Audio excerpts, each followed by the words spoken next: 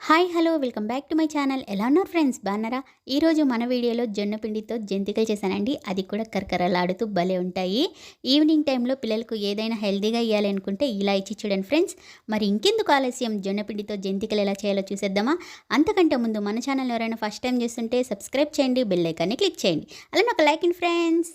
జంతికల కోసం నేను 2 కప్పుల జొన్నపిండి తీసుకున్నానండి. జొన్నపిండిని జల్లెడ పట్టి తీసుకోండి ఫ్రెండ్స్. అలానే 1 కప్పు బియ్యం పిండిని తీసుకున్నాను. బియ్యం పిండిని కూడా మనం జల్లెడ పట్టి తీసుకోవాలి. అలానే రుచికి సరిపడా కారం. ఏ పిండి వంటలకైనా ఉప్పు అన్నది కాస్త తక్కువగానే వేసుకోవాలండి. నేను 1 పావు టేబుల్ స్పూన్ ఉప్పు అన్నది వేసుకున్నాను. అలానే 1 పావు టేబుల్ స్పూన్ జీలకర్ర, 1 టేబుల్ స్పూన్ నువ్వులు, 1 పావు టేబుల్ స్పూన్ పసుపు. ఈ పిండిని మొత్తం బాగా కలిసేలాగా కలుపుకోవాలండి. ఇలా కలుపుకున్న పిండిని కాసేపు పక్కకు పెట్టుకోవాలి. ఇప్పుడు స్టవ్ పైన ప్యాన్ పెట్టుకోవాలండి. మనం చారు గెంటి వస్తుంది కదా, ఆ గెంటితో నేను 2 గంటల నూనె అన్నది వేసుకుంటున్నాను. నూనె అన్నది బాగా కాచాలండి. అంటే పొగలు వస్తాయి కదా, అంతవరకు మనం వేడి చేసుకోవాలి నూనె అన్నది.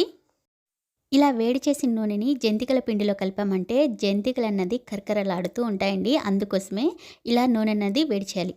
చూసారు కదా, నూనె అన్నది బాగా పొగలు వస్తున్నాయి. వీటిని అలానే కూడా వేసుకోవచ్చు, లేదు కాసేపు పక్కకు పెట్టి గోరువెచ్చగా అయిన తర్వాత కూడా వేసుకోవచ్చండి. నూనెను వేసేటప్పుడు చూసారు కదా, ఇలా పొగలు రావాలి. ఇలా వచ్చిందంటే మనకి జంతికలు అన్నది కరకరలాడుతూ ఉంటాయండి. ఈ పిండి అన్నది కాస్త వేడిగా ఉంటుంది కాబట్టి కొంచెం గరిటెతోనే కలుపుకోవాలండి.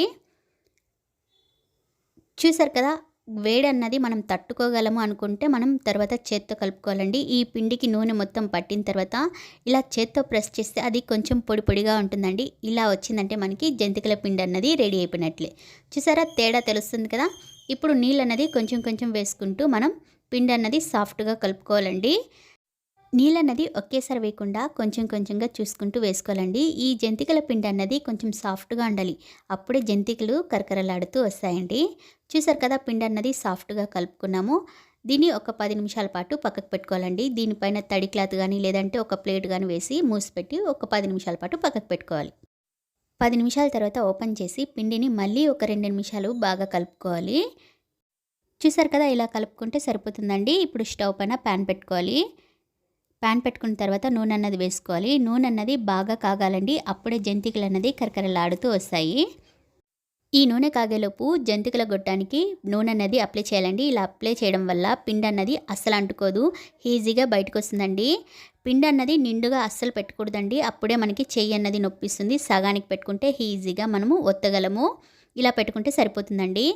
జంతికలు ఒత్తేటప్పుడు నూనె అన్నది హై ఫ్లేమ్ మీద ఉండాలండి. అప్పుడే మనకి కరకరలాడే జంతికలు అన్నది వస్తాయి. నేను జంతికలు అన్నది చిన్నగా వేసుకుంటున్నానండి. మీకు కావాలంటే ప్యాన్ నిండుగా కూడా వేసుకోవచ్చు. జంతికలు అన్నది రంగు మారేంత వరకు నూనె అన్నది హై ఫ్లేమ్ మీదనే ఉండాలి. చూసారా, ఇలా రంగు మారిన తర్వాత పక్కకు తీసుకుంటే మన కరకరలాడే జంతికలు అన్నది రెడీ అయిపోయినట్లేనండి. జొన్న పిండితో చాలా బాగుంటాయండి. ఇలా కూడా ఒకసారి ట్రై చేసి చూడండి ఫ్రెండ్స్. ఫైనల్గా జొన్న పిండితో జంతికలు అన్నది రెడీ అయిపోయిందండి.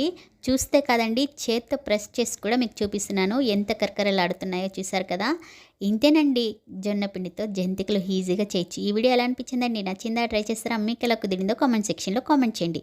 ఈ వీడియో కనుక మీకు నచ్చినట్లయితే మీ ఫ్రెండ్స్ అండ్ ఫ్యామిలీ మెంబర్స్కి ఈ వీడియోని షేర్ చేయండి. మరిన్ని వీడియోల కోసం గుర్తుంది కదా, తేజ కిచెన్ వ్లాగ్స్ని సబ్స్క్రైబ్ చేయండి, బెల్ ఐకాన్ని క్లిక్ చేయండి, అలానే ఒక like and friends. Thank you for watching.